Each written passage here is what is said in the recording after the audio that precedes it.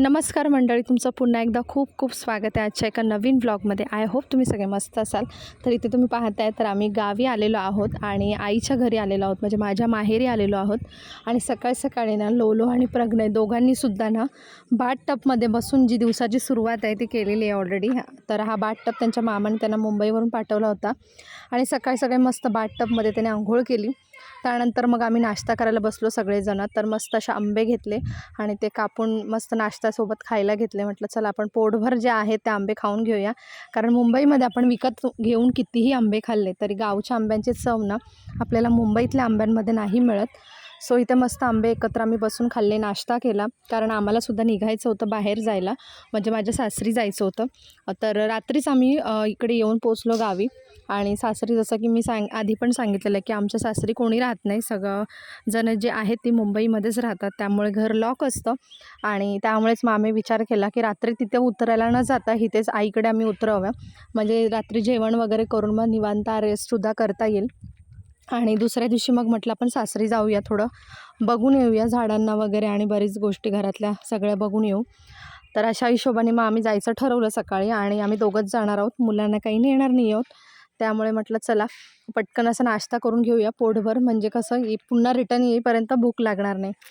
तर इकडे सगळे आम्ही एकत्र बसलो. तर असा एकत्र बसण्याचा ना योग फार कमी येतो, कारण गावी म्हणजे मम्मी पप्पा पहिले मुंबईतच राहायचे, त्यामुळे काही असं गावी येणं व्हायचं नाही एकत्र. म्हणजे ते जर आले तर आम्ही नंतर यायचो, किंवा असं आम्ही आधी आलो तर त्यांचं येणं नंतर व्हायचं. म्हणजे कसं एकाच वेळेला आमचा असं योगायोग फार कमी व्हायचा, त्यामुळे गावी काय माहेरी राहायलासुद्धा भेटायचं नाही. बाबा इथे आहेत.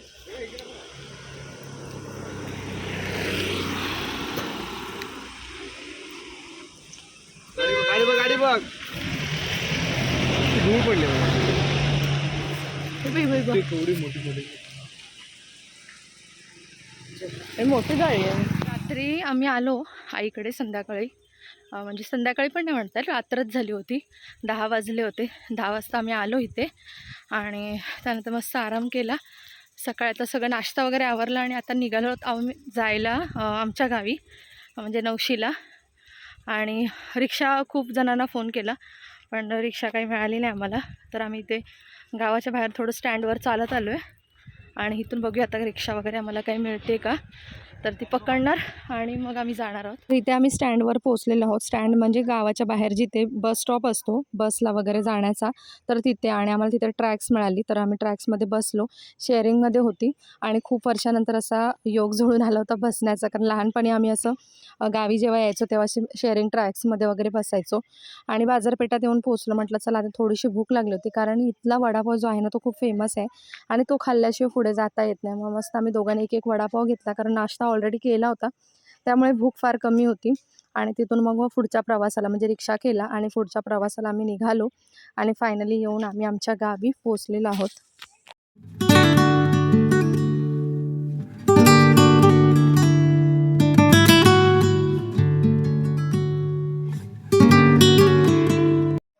तर आम्ही इथे घरी आलेलो आहोत आमच्या. आणि थोडंसं म्हटलं चला इथे थोडंसं साफसफाई पण करून घेऊया आणि त्यानंतर मग देवाच्या वगैरे पाया पडू आणि मग निघू आम्ही. क्लिनिंग करायचा विचार करून मी आली होती घरी, पण हे म्हटलं की आता सध्या आपल्याला लगेच राहायला यायचं नव्हतं, त्यामुळे ते म्हणाले की आपण राहायला जेव्हा येऊ त्याच्या 1 दिवस आधी येऊन क्लिनिंग करू. मग म्हटलं चला ठीक आहे. आणि फायनली मग देवाच्या पाया वगैरे पडलो आणि आम्ही गेलो मग बागेत. आणि बागेत थोडंसं आंब्यांचं वगैरे बघायचं होतं की आंबे वगैरे व्यवस्थित आलेत का वगैरे, आणि थोडे काढायचे सुद्धा होते खाण्यासाठी. तर त्यामुळे मग आम्ही झेला घेऊन आलो इथे आणि थोडेफार आम्हाला जेवढे जमले तेवढे आम्ही झेल्याने ते आंबे काढले. तसे आंबे भरपूर आले होते, पण काढायला गावी सध्या माणूस कोणी मिळत नाही, त्यामुळे मग म्हटलं चला आपणच थोडे झेल्याने काढूया, जेणेकरून मग मुलांनासुद्धा खाता येतील आणि आपल्यालासुद्धा खाता येतील. आणि मी सुद्धा इथे ना झेल्याने आंबे काढले. खूप मजा आली मला आंबे काढताना आणि ह्यांनासुद्धा मजा आली. पहिल्यांदाच असं काहीतरी आम्ही केलं, पण दरवर्षी कोणी ना कोणी मिळतं आंबे काढण्यासाठी.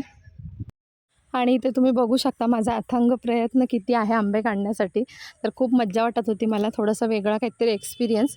आणि लहानपणी आम्ही छोट्या-छोट्या झाडांवरती चढून वगैरे आंबे काढलेले आहेत, पण असं मोठं झाल्यानंतर म्हणजे लग्न वगैरे झाल्यानंतर असं काही एक्सपेरिमेंट केला नव्हता. तर एक आंबा काढला तर मला खूप जास्त आनंद झाला.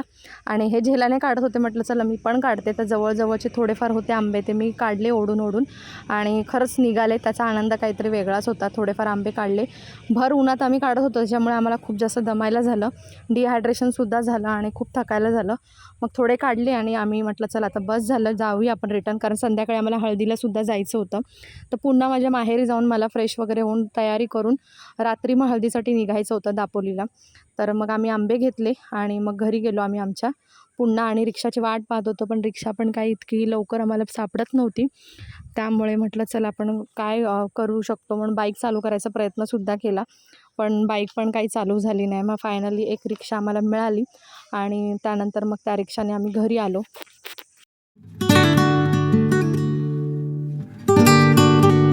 त्यानंतर मग आम्ही दोघंच हळदीला जायला निघालो आणि मी ते साडी वगैरे काही वेअर केली नाही, कारण खूप जास्त गरमीसुद्धा होत होती आणि रात्रीची वेळ होती. त्यामुळे म्हटलं चला आपण ड्रेसच वेअर करूया आणि ड्रेस वेअर केला आणि त्यानंतर मग ऑटोने आम्ही फायनली येऊन हळदीला पोहोचलो.